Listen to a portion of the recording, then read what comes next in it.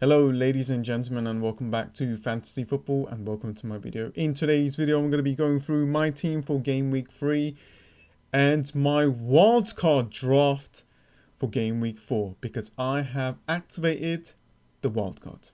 So yeah guys, just to let you guys know that I am recording this after the Manchester City versus Leicester game. I don't have any other players left. Today still have West Ham versus Wolves. And tomorrow I got 3 players for Monday. But I wanted to get this video out because I got a lot of things to say. And we're going to look at my new team for game week 4. So, game week 3. Wow. 22 points. Now, the average and the overall rank hasn't updated yet. But I'm pretty sure that is around 20. Don't worry, I will be creating a catch-up video. I just wanted to talk to you guys about my wildcard draft. Here we go. So as you can see, let's just quickly go through game week 3. McCarthy, 6 points. My highest scoring player so far is McCarthy. So yeah, McCarthy giving me 6 points. Taylor with 2. Mitchell with 1. Oliver Burke actually playing up front as a midfielder for Sheffield United with 3 points, my second highest scoring player. I'm really happy that I got him in my team. A lot of FPL managers will be getting this player if he continues to play because he's a midfielder in the game and he plays up front for Sheffield United. Even though Sheffield United doesn't look good attacking, it's still something. It's still something. There's always a chance. Kevin De Bruyne, I think Manchester City has just got too many injuries and that is definitely affecting the team. But they still have the quality and Kevin De Bruyne has still got an amazing quality. We know what he can do and I am not concerned that he has blanked. Salah and Trent is the only players, and yeah, Mitrovic here is against Aston Villa, so those are the only 3 players left. James Rodriguez, okay, this time is only 2 points. Taking a lot of corners, some of the free kicks, and like moving forward, I would rather have Richarlison and Calvert-Lewin. So that's my thought for now, because he is on the left, so I actually want him to be in the box a lot. Martial, 2 points, nowhere to be seen. Bruno Fernandes and Rashford was the ones that brought in the points. Werner with only 2. A lot of FPL managers went for him as a captain option. Again, very, very disappointing. Although Chelsea scored 3 goals against West Brom, he didn't even get any kind of returns. Horrible. And if we go to the bench, Justin with 2, Egan didn't play because he was red carded, and St. Maximin is injured. Now looking at my team, there is a couple of players here that I actually want to change. And I always find myself like 2 to 3 transfers behind. So basically, I want to be ahead of the curve. I think like using the wildcard for game week 4 is the best time for me. Now, it might be completely different for you. Your team could be completely different, maybe with 1 or 2 changes. So do what's best for your team. Please do not follow me because I'm not really doing well right now. But I think me using the wildcard for game week 4, my strategy is trying and looking at game week 5 as well. Because what's going to happen is throughout the international break, a lot of people are going to be adjusting their teams around and they're going to be aiming for 5 and 6 and 7 game weeks at least. So I'm looking ahead as well. But yeah, anyways, that's my decision. Nothing else, like this low score hasn't changed my decision because most of the FPL managers has got a low scoring week. I want to change my team around and I actually feel happy by pressing it. Last week, I wasn't happy at all. But this game week, for game week 4, I'm happy to press it. So here we go. Now, don't forget, this is my first draft for game week 4. I'm going to be creating a lot of videos looking at my wildcard draft because I want to make it 100% certain that I want to go with these players or not for the next coming game weeks.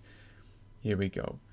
First up, as you can see, Martinez here against Liverpool. You're going to be thinking to yourself, wait a minute, against Liverpool? Are you crazy?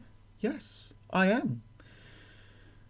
If we look at his fixtures, I'm not too fussed about the fixtures. I'm just getting a 4.5 goalkeeper, the cheapest goalkeeper that actually plays. And there's a couple of fixtures in there. And to be honest with you, when you are wildcarding, you are looking ahead. You are getting that player for the long term. Okay? And because of Aston Villa didn't play in game week 1, there's a possibility of Aston Villa getting a double game week. I don't know, sometime near the future, maybe like in a couple of months' time. And that will definitely help me out. So that's the kind of the reasons that I got Martinez in my team. And as you can see, for the defense, we got Van Dijk. Now, don't worry. I am looking to bring back Trent or Robbo. I just put Van Dijk for now. I know there's going to be a lot of people saying, hey, why don't you bring Trent Alexander-Arnold? Are you crazy? Yes, I am. I want to get a solid team. I want a good team all around, guys. I want to use the money as much as I can. Look at Liverpool's fixtures. To be honest, we don't really need to look at it too much because we know what Liverpool can do. However, Liverpool's goalkeeper might be injured, so that might cause a lot of issues. But we will see. If that's the case, I might go without Liverpool defense, and maybe I might use that money to kind of upgrade elsewhere. We've got Sice. I'll check on tonight's game. I'll see if it's good to go, if he's not like injured or something. But as you can see, 5.1. Great fixtures. Great fixtures. As you can see, look at that. That's 3 home games in the next 4 game weeks. And I'm looking at game week 5 as well. You know, the return after the international break. Leeds United, then it's Newcastle, then it's Crystal Palace. The list just goes on. And a lot of FPL managers out there will be getting some Wolves defense. Some people already got them, but I'm pretty sure like for game week 4, people will be trying to get them a little bit more. Taylor is the same kind of reason for Martinez, 4.5. Good fixtures. There's a couple in here that is quite difficult, but still good fixtures. And I'm going to be rotating this player around. And, you know, Burnley at a blank game week in game week 1. I'm just basically looking ahead. Might be looking ahead too much. Now, I might be wrong, but that's the kind of the things that I got a little feeling that there's a double game week coming very soon. So if we go down to the midfielders, as you can see, Harvey Barnes. Now, I know a lot of FPL managers out there will be wanting me to go and get Jamie Vardy. Even though he scored a lot of goals, I'm just going to wait and see because he might have picked up an injury. So we'll have to see how long that injury is. He might be fine. We never know, but I got Harvey Barnes. And he is a massive differential. He looked really good, even though he didn't bring in the returns. I think that looking forward into these fixtures, we got West Ham at home, right? And then after the international break, they got Aston Villa at home. So a lot of FPL managers are going to be looking at Leicester City. So I'm trying to like look at what people will try to get throughout the international break. Kevin De Bruyne, I just got to hold. He is the main guy there. I know he didn't return, but you know, the international break is going to definitely help Manchester City to kind of get the players back that are injured. Salah is still around. It could be Mane, it could be Salah, but because of the penalties, Salah is going to stay around. Next up is James Rodriguez. Great fixture at home against Brighton, a team that actually attacks, so there'll be a lot of space in behind. However, I might remove him. I might actually downgrade him and get maybe Luka Dean and get myself Trossard or Pereira from West Brom. I will see. Let's move on. And as you can see, look at that strike force. We got Raul Jimenez, Calvert-Lewin, and Ings has returned. I'm so sorry, Ings. Please forgive me. I wish I never removed you. You got a great home fixture against West Brom. Good fixture against Chelsea. And you know what? There's quite a good fixtures here that he can actually get some returns. So that's my front line. Raul Jimenez looking like it's going to be my captain for that Fulham game. Then returning against Leeds. Then Newcastle. We've got Calvert-Lewin. Now, if I downgrade James Rodriguez, I might actually go and get Richarlison because he is on penalties. And you got Ings as well. Great fixture. He's on penalties. Raul Jimenez is on penalties. There's a lot of players here that is on penalties. So that's the kind of the strategy that I'm going with. I did bring in Calvert-Lewin when he was 7.3. And I did remove Werner and Martial before their price drops. So I am ahead. I did get Raul Jimenez before he got a price rise. So with all the price rise changes and everything, I actually did it on time. So when I removed Werner, when I removed Martial, and I got these players in, those players dropped. And if we look at the defense, it's quite strong. We've got Lamptey, a player that I really like, 3 assists. He's going to be on the bench for now, but then I'll play him in Game Week 5, in Game Week 6. So he's definitely going to help me out. So I will be switching places with him, with Taylor.